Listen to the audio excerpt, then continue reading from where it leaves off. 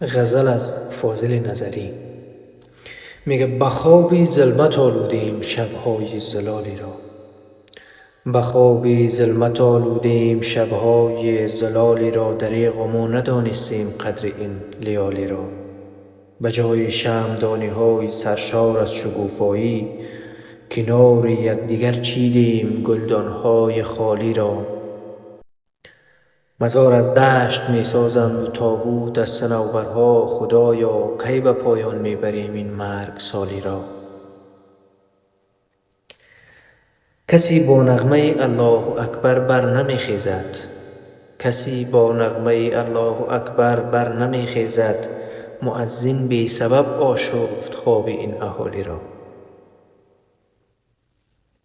جهان پیوسته تا کی بر مدار ظلم می گردد، جهان پیوسته تا کی بر مدار ظلم می گردد، مگر در هم بریزد راد مردی این توالی را.